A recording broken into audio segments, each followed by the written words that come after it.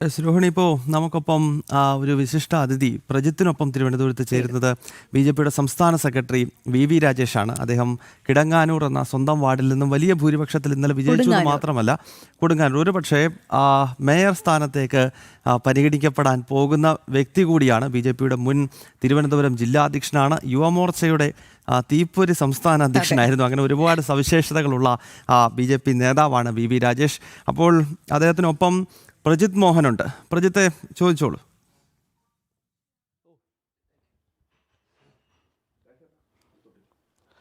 ഗൗതം സൂചിപ്പിച്ചതുപോലെ തന്നെയാണ് ഒരുപക്ഷെ തലസ്ഥാനത്തെ ഏറ്റവും തീപ്പൊരിയായിരുന്ന യുവമോർച്ച നേതാക്കളിൽ ഒരാൾ പിന്നീട് തിരുവനന്തപുരത്ത് ബി.ജെ.പിയുടെ അതിശക്തമായിട്ടുള്ള മുഖമായി ചാനൽ ചർച്ചകളടക്കം വാദിക്കാനും എല്ലാത്തിനും ബി.ജെ.പിയെ പ്രൊട്ടക്ട് ചെയ്യാനും ബി.ജെ.പിയെ സംരക്ഷിക്കാനും പ്രതിരോധിക്കാനും ഒക്കെ നിന്നിരുന്ന നേതാവ് ഇപ്പോൾ തലസ്ഥാനത്തൊരു ചരിത്ര വിജയം ഉണ്ടാകുന്നു. കോർപ്പറേഷൻ ഭരണം തന്നെ ബി.ജെ.പിയിലേക്ക് എത്തുമ്പോൾ അതിൻ്റെ നേതൃത്വ പദവി വഹിച്ച ആളുകളിൽ ഒരാളാണ് രാജേഷേട്ട. വലിയൊരു വിജയമാണ്. ഒരുപക്ഷെ CPM-ൻ്റെ കോട്ടകൊത്തളങ്ങളെപ്പോലും വിറപ്പിച്ചുകൊണ്ട് അല്ലെങ്കിൽ അവിടുത്തെ പല സീറ്റുകളും പിടിച്ചെടുത്തുകൊണ്ടുള്ളൊരു വിജയം. ഈ വിജയത്തിലേക്ക് എത്തിയത് കാലങ്ങളായിട്ടുള്ള ഒരു പ്രവർത്തനത്തിൻ്റെ കൂടി ഫലമാണ്. എങ്ങനെയാണ് ഈ വിജയത്തെ പ്രാഥമികമായി വിലയിരുത്തുന്നത്? അതായത് പൊതുപ്രവർത്തനം എന്ന് പറഞ്ഞാൽ, അതായത് രാഷ്ട്രീയ പാർട്ടികളുടെ, ജനാധിപത്യത്തിൽ രാഷ്ട്രീയ പാർട്ടിയുടെ ഉത്തരവാദിത്വം എന്ന് പറഞ്ഞാൽ BJP-യിൽ നിന്നും ഞാൻ അതിനുമുമ്പ് പ്രവർത്തിച്ച വിദ്യാർത്ഥി പരിഷത്തിൽ നിന്നൊക്കെ ഞാൻ മനസ്സിലാക്കിയിട്ടുള്ളത് സാധാരണക്കാരനായ ജനങ്ങളുടെ നിത്യജീവിതത്തിൽ പരമാവധി ഏതു തരത്തിൽ അത് ഗുണം ചെയ്യും എന്നുള്ളതാണ് അടിസ്ഥാനപരമായി. അതിന് ഓരോ പാർട്ടികളും ഓരോ ആശയം ഉപയോഗിക്കുന്നു. അതിന് ഏറ്റവും കൂടുതൽ ഏകാത്മ മാനവ ദർശനം അതിലൂന്നി പ്രവർത്തിക്കുന്ന BJP-യാണ് ചെയ്യാൻ സാധിക്കുന്നത്. ലോകത്ത് തെളിയിച്ചു കഴിഞ്ഞാണ്. തീർച്ചയായിട്ടും അതിലെത്തുവാൻ വേണ്ടിയുള്ള ഒരു പരിശ്രമത്തിലായിരുന്നു ഞങ്ങൾ. ഇപ്പോൾ ജനങ്ങൾ ഞങ്ങളെ നന്നായിട്ട് അംഗീകരിച്ചിരിക്കുന്നു. തീർച്ചയായിട്ടും നമുക്ക് മാതൃകയായിട്ട് വിജയിച്ച മാതൃ നരേന്ദ്രമോദിയുണ്ട്. നമ്മുടെ സംസ്ഥാന അധ്യക്ഷൻ രാജീവ് ചന്ദ്രശേഖർജി എന്തിനും ഏതിനും തയ്യാറായി. ഒരു സാധാരണ രാഷ്ട്രീയ നേതാവ് എന്നുള്ളതിലുപരി അദ്ദേഹത്തിന് വിവിധ മേഖലകളിൽ അദ്ദേഹത്തിന് പ്രാവീണ്യമുണ്ട്. ഞങ്ങൾക്കൊക്കെ ഏറ്റവും സന്തോഷം നൽകിയ ഒരു കാര്യം, ഏത് പ്രശ്നങ്ങളും ഇപ്പോൾ നമ്മൾ വേസ്റ്റ് മാനേജ്മെൻറ്റ്, അതുപോലെ തന്നെ സ്ട്രേ ഡോഗ്സിൻ്റെ ഇഷ്യൂസ്, ഇതൊക്കെ ഇപ്പോൾ വെള്ളക്കെട്ട് സിറ്റിയിൽ, ഇതൊക്കെയാണല്ലോ അടിയന്തരമായിട്ട് ഇതൊക്കെ പറയുമ്പോഴേക്കും ഏത് തരത്തിൽ പരിഹരിക്കാമെന്നുള്ള സൊല്യൂഷൻ, സാങ്കേതികവിദ്യ എങ്ങനെ ഉപയോഗിക്കുക, ഏത് പോയിന്റിൽ കോൺടാക്ട് ചെയ്യൽ നടക്കും. അപ്പോൾ നമുക്ക് കേന്ദ്ര ഗവൺമെൻറ്റിനും കോർപ്പറേഷനും ഇടയ്ക്കൊരു ബ്രിഡ്ജായി നിൽക്കുവാനുള്ള മാനസികാവസ്ഥയും എല്ലാ കാര്യങ്ങളും അദ്ദേഹം ഞങ്ങളെക്കാൾ ആവേശത്തിൽ നിൽക്കുകയാണ്. അപ്പോൾ തീർച്ചയായിട്ടും ഒരു നിമിഷം പോലും പാഴാക്കാതെ, ഞാൻ ഇന്നലെയൊക്കെ മാധ്യമങ്ങളോട് പറഞ്ഞതുപോലെ BJP അല്ലാത്ത 50 പേരും ജയിച്ചു വന്നിട്ടുണ്ടല്ലോ.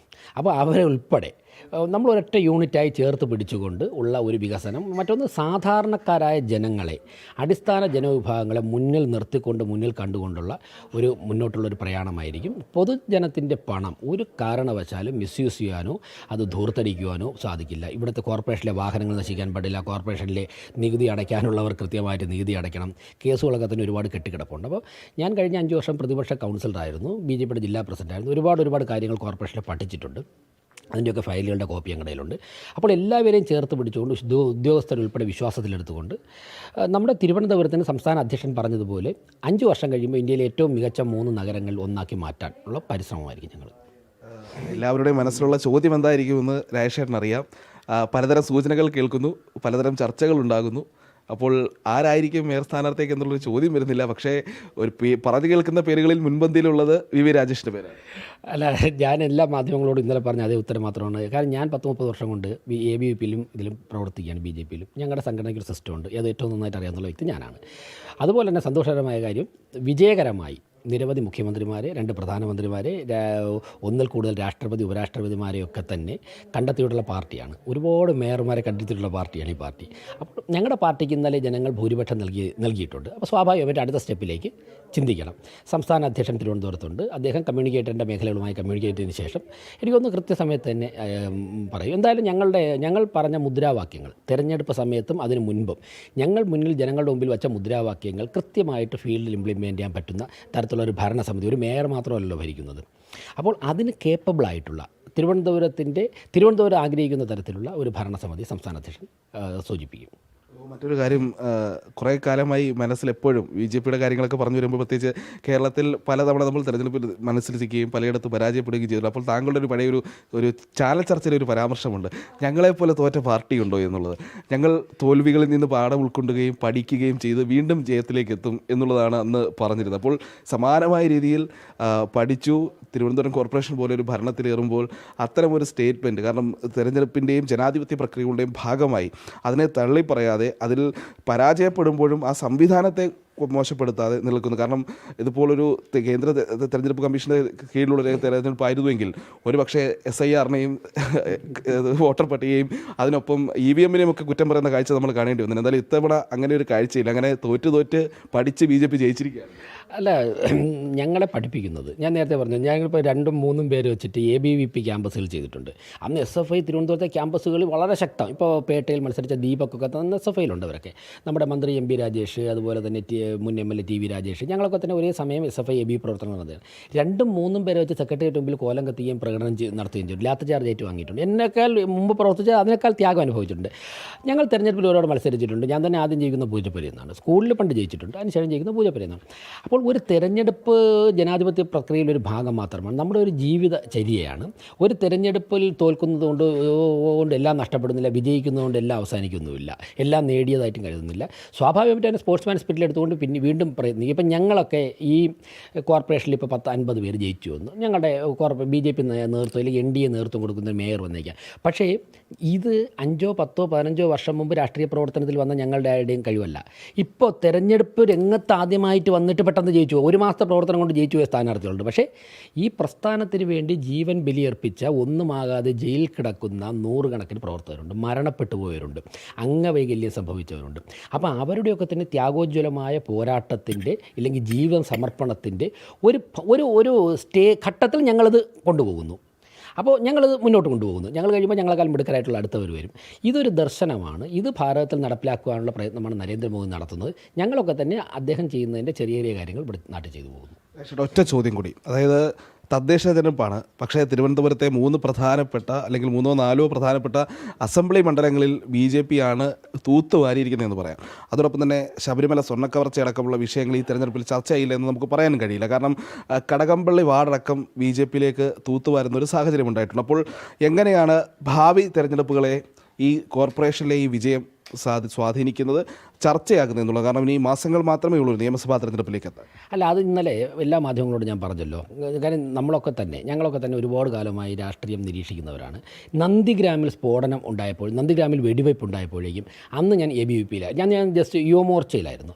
അന്ന് തന്നെ നടന്ന ചില രാഷ്ട്രീയ ചർച്ചകളിൽ നിന്ന് ഞാൻ മനസ്സിലാക്കിയത്, നന്ദിഗ്രാമിനെ കുറിച്ച് ആഴത്തിൽ പഠിച്ചപ്പോൾ നന്ദിഗ്രാം ഒരു ഒറ്റപ്പെട്ട ഗ്രാമത്തിലുണ്ടായ സംഭവമല്ല, മറിച്ച് ഒരു ജനത അഴിമതിയിലും ധാർഷ്ട്യത്തിലും തുടർഭരണത്തിലും മനം മടുത്ത ഒരു ജനതയുടെ ഉള്ളിൽ നിറഞ്ഞിരുന്നൊരു വികാരമായിരുന്നു നന്ദിഗ്രാമിൽ പൊട്ടിപ്പുറപ്പെട്ടത്. അതിനുശേഷം എന്തായി പശ്ചിമ ബംഗാൾ, അതുപോലെ ത്രിപുരയിലും അവിടെ ഒരു നിമിത്തമാവാൻ കാത്തിരിക്കുകയായിരുന്നു ഏതെങ്കിലും ഒരു കാര്യം.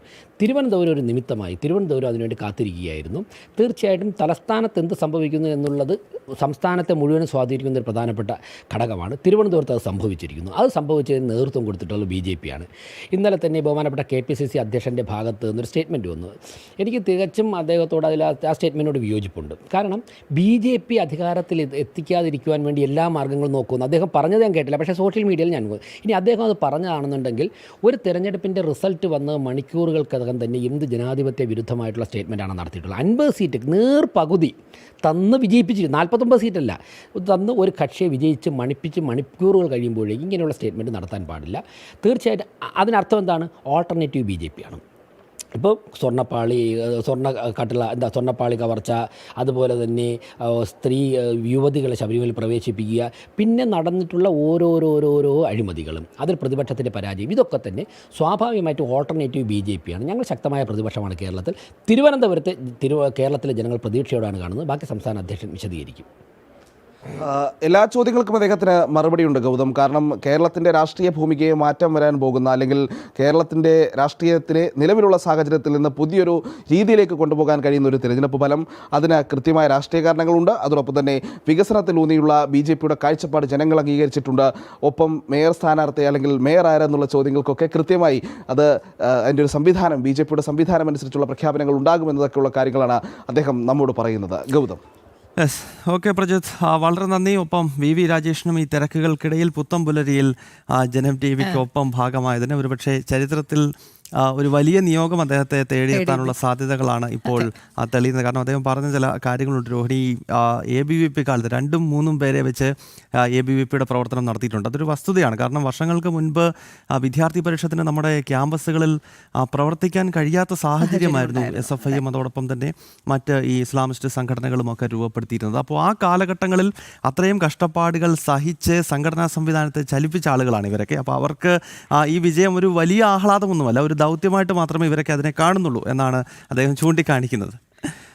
അതെ, ഇനി നമുക്ക് മലബാറിലെ വിശേഷങ്ങൾ കൂടി അറിയേണ്ടതുണ്ട്. കാരണം BJP മുന്നേറ്റം തിരുവനന്തപുരത്ത് മാത്രമല്ല, ഓരോ ജില്ലകളിലും BJP കൃത്യമായ വേരുകൾ ഊട്ടി ഉറപ്പിച്ചുകൊണ്ടുള്ളൊരു മുന്നേറ്റമാണ് ഈ തെരഞ്ഞെടുപ്പിൽ നടത്തിയിരിക്കുന്നത്. അപ്പോൾ ഇടവേളയ്ക്ക് ശേഷം നേരെ നമുക്ക് കോഴിക്കോടേക്ക് പോകാം.